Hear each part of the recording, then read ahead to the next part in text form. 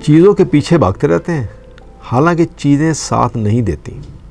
ہم جانتے ہیں کہ رشتے طاقتور ہوتے ہیں اور ہم رشتوں کے حوالے سے ہی پہچانے جاتے ہیں۔ خدا کے لیے کوشش کریں کہ ہم اپنے رشتوں کو جوڑ سکیں، ایسی خلیج حائل نہ ہونے دیں کہ ملاقاتیں صرف کسی کے فوت ہو جانے کی مرہون منت ہی رہ جائیں۔ السلام علیکم، میرا نام ہے شاہد ایوب، آپ دیکھ رہے ہیں لرننگ ٹو لیو۔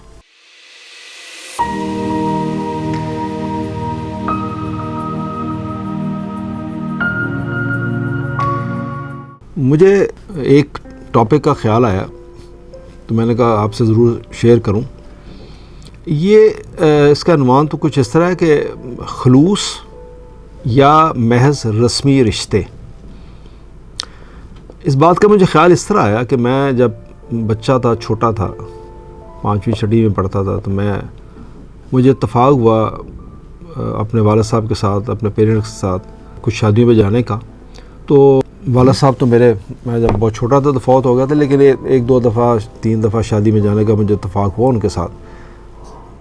تو جہاں اور بہت ساری رسومات جو مجھے کبھی بھی سمجھ نہیں آئی تھیں، وہاں ایک یہ تھی، اس دور کے بڑے بوڑھے کسی دلہن یا دلہا کو سلامی دیتے تھے تو دینے والا بھی ایک کاپی کے اندر لکھ لیتا تھا کہ کتنے پیسے دیے، اور لینے والا بھی لکھ لیتا تھا کہ کتنے پیسے وصول ہوئے۔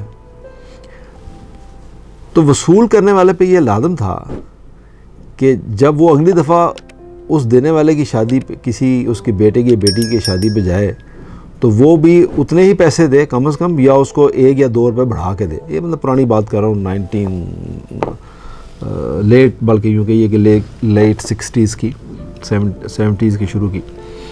تو یہ ایک بڑا عجیب رواج تھا کہ اس کا باقاعدہ حساب رکھا جاتا تھا، اور اگلی دفعہ جب دیتے تھے تو 2-4 روپے 5 روپے بڑھا کے دیتے تھے۔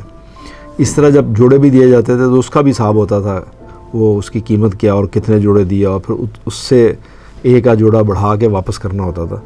اگر یہ ایسا نہیں ہوتا تھا تو پھر ناراضگیاں ہو جاتی تھی خاندانوں میں، اور پھر بڑے مسئلے مسائل بھی ہوتے تھے۔ مجھے جو بات سمجھ نہیں آتی اس وقت وہ یہ کہ اس سب ملنے ملانے اور شادی میں شرکت کرنے میں، جس طرح میں جو اس طرح کی چیزیں اب ریکارڈ کرتے ہیں اور تحفے دینے والے، اس سارے جو تحفے ہم دے رہے ہیں، جو پیسے دے رہے ہیں، تو اس میں خلوص کہاں ہے؟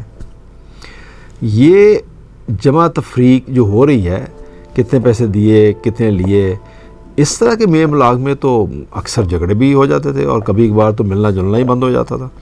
تو اس سب میں تو خلوص کہیں نظر نہیں آتا تھا۔ تو میں اکثر یہ سوچتا تھا کہ ہم کبھی صرف اور صرف دوسروں کی خوشیوں میں اس لیے بھی شریک ہو سکتے ہیں کہ ہمیں وہ عزیز ہیں، اور ہم ان کی خوشیوں میں، یعنی ریئل ٹائم ہم ان کی خوشیوں میں شریک ہو رہے ہیں، یا پھر اگر ہم کسی خاص موقع پر کسی رشتہ دار کی خوشیوں میں شریک ہو کر اس کی کچھ مدد کرنا چاہ رہے ہیں تو کم از کم اس کا حساب ہی نہ رکھیں۔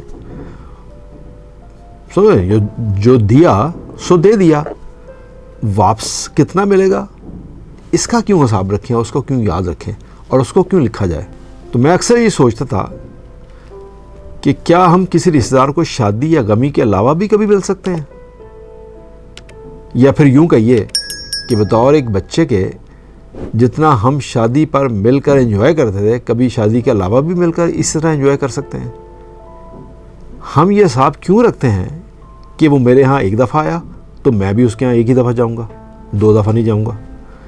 یعنی یہ اس حد تک، یعنی یہ چیزیں تو آج بھی ہیں، یا وہ میرے پاس 1 دفعہ آیا، میں بھی 1 دفعہ آیا ہوں، اب میں نہیں جانا۔ بھائی یہ کیا حساب ہے؟ آپ کا کسی کو ملنے کو دل کر رہا تو آپ جائیے۔ یہ ایک عجیب رسم ہے جو ہمارے ہاں آج کل بھی اکثر خاندانوں میں دیکھی جاتی ہے کہ جتنا وہ آئے گا اتنی طرح میں جاؤں گا۔ ملنے ملانے میں یہ تکلف اور حساب کتاب کیا میں نہیں رکھتا ہے؟ آج مجھے کسی نے ایک تحریر بھیجی، تحریر بھیجنے والے کا کہنا ہے کہ یہ تحریر اشفاق صاحب کی ہے۔ میں نے پڑھی نہیں، لیکن اس لیے مجھے پتہ نہیں کہ انہیں کی ہے یا نہیں، مگر ہے بڑی سبق آموز۔ وہ سب جو میں سوچا کرتا تھا، اس میں اس کا کافی حد تک جواب موجود ہے۔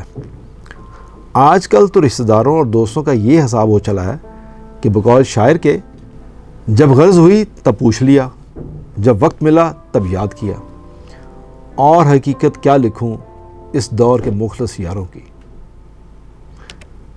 لیجیے اشفاق صاحب کی تحریر سنیے۔ لکھتے ہیں کہ ایک فوتگی کے موقع پر میں نیم غنودگی میں کچھ سویا ہوا تھا اور کچھ جاگا ہوا۔ نیند دراز سا پڑا تھا، وہاں بچے بھی تھے جو آپس میں باتیں کر رہے تھے۔ ان میں سے ایک بچے کی بات نے مجھے چونکا سا دیا۔ وہ کہہ رہا تھا کہ کوئی فوت ہو جائے تو بڑا مزہ آتا ہے، ہم سب اکٹھے ہو جاتے ہیں اور سارے رشتہ دار ملتے ہیں۔ پھر ایک بچے نے کہا کہ اب پتہ نہیں کون فوت ہوگا، نانا ناصر الدین بوڑھے ہو چکے ہیں، ان کی سفید داڑھی ہے، شاید اب وہ فوت ہوں گے۔ اس پر جھگڑا کھڑا ہو گیا، وہ آپس میں بحث کرنے لگے۔ کچھ بچوں کا موقف تھا کہ پھوپھی زہرا کافی بوڑھی ہو گئی ہے، وہ جب فوت ہوگی تو ہم انشاءاللہ فیصل آباد جائیں گے اور وہاں ملیں گے اور خوب کھیلیں گے۔ خواتین و حضرات، میں آپ کو ایک خوشخبری دوں کہ اس بحث میں میرا نام بھی آیا۔ میری بھانجی کی چھوٹی بیٹی جو بہت چھوٹی ہے، اس نے کہا نانا اشفاق بھی بہت بوڑھے ہو چکے ہیں۔ شاید میں چونکا بھی یہی سن کر تھا۔ جو میرے حمایتی بچے تھے وہ کہہ رہے تھے کہ جب نانا اشفاق فوت ہوں گے تو بہت رونق لگے گی، کیونکہ یہ بڑے مشہور ہیں۔ جب بچوں کا جھگڑا کچھ بڑھا اور ان میں تلخی بڑھنے لگی تو ایک بچے نے کہا جب نانا اشفاق فوت ہوں گے تو گورنر صاحب آئیں گے۔ اس پر ایک بچے نے کہا کہ نہیں، گورنر نہیں آئیں گے، بلکہ وہ پھولوں کی ایک چادر بھیجیں گے، کیونکہ گورنر بہت مصروف ہوتا ہے۔ تمہارے دادا یا نانا اتنے بھی بڑے آدمی نہیں کہ ان کے فوت ہو جانے پر گورنر آئیں۔ دو بچے بڑے تلخ، سنجیدہ اور گہری سوچ بچار کے ساتھ آئندہ ملنے کا پروگرام بنا رہے تھے۔ ظاہر ہے بچوں کو تو اپنے دوستوں سے ملنے کی بڑی آرزو ہوتی ہے۔ ہم بڑوں نے ایسا ماحول بنا دیا ہے کہ ہم رشتے بھول کر کچھ زیادہ ہی کاروباری ہو گئے ہیں، چیزوں کے پیچھے بھاگتے رہتے ہیں، حالانکہ چیزیں ساتھ نہیں دیتی۔ ہم جانتے ہیں کہ رشتے طاقتور ہوتے ہیں اور ہم رشتوں کے حوالے سے ہی پہچانے جاتے ہیں۔ خدا کے لیے کوشش کریں کہ ہم اپنے رشتوں کو جوڑ سکیں، ایسی خلیج حائل نہ ہونے دیں کہ ملاقاتیں صرف کسی کے فوت ہو جانے کی مرہون منت ہی رہ جائیں۔ کیا ہم ان بچوں کی طرح اس بات کا انتظار کریں گے کہ کوئی مرے، پھر ہم مجبوری کے ساتھ لاٹھی ٹیکتے ہوئے یا چھڑی پکڑے ہوئے وہاں جائیں؟ جب ہم کہیں جائیں تو یہ فخر دل میں ہونا چاہیے کہ میں ایک شخص سے ملنے جا رہا ہوں، مجھے اس سے کوئی دنیاوی غرض نہیں ہے، اس کے پاس اس لیے جا رہا ہوں کہ وہ مجھے بہت پیارا ہے، چاہے ہم اس کام کے لیے کچھ وقت دیں، لیکن دیں ضرور پلیز۔ اشفاق صاحب کی اسی سٹوری کے ساتھ میں آپ سے اجازت چاہتا ہوں۔ مجھے امید ہے کہ آپ اس سے ضرور کچھ چیز حاصل کر سکیں گے۔ توجہ کے لیے شکریہ۔ اللہ حافظ۔